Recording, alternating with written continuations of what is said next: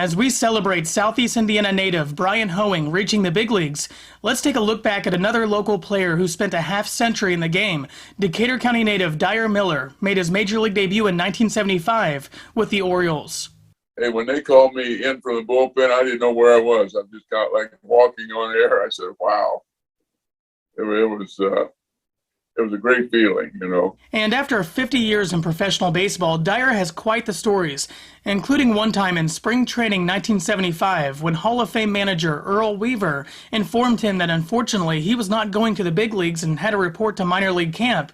And to throw a little salt on the wound, he then asked Dyar to throw batting practice.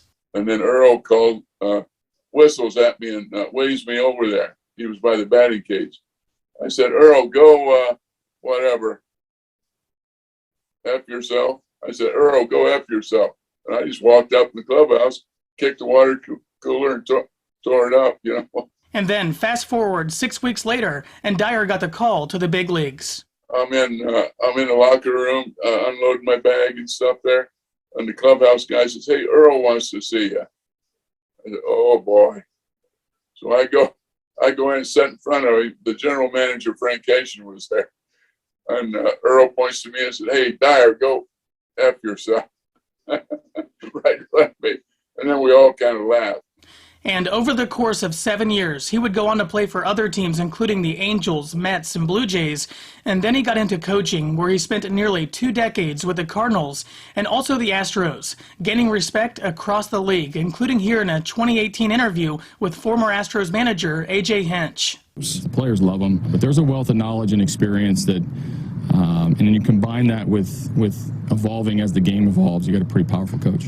And during his long career, he's experienced how the game has evolved. For example, the use of technology like sabermetrics and how that's changed baseball, but also how players handle themselves on and off the field. Whenever we'd go on the road, wherever we were out of our room, we had to have coat and tie on. We flew with coat and ties on, dressed nice.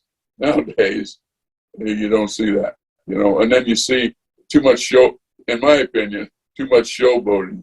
You know, when guys hit home runs. Hey, even during a regular season game, if somebody wins the game with a base hit or whatever, they're out there doing high fives and stuff. That used to never happen. Or you know what would happen? Somebody's going to get hit the next day. And nowadays, Dyar is enjoying retirement, and he has advice for kids in Southeast Indiana that have big league dreams. Make sure they're competing their butt off, you know, competing and be a good teammate, and then be very professional on and off the field, you know. Covering Southeast Indiana, I'm Stephen Harmeyer.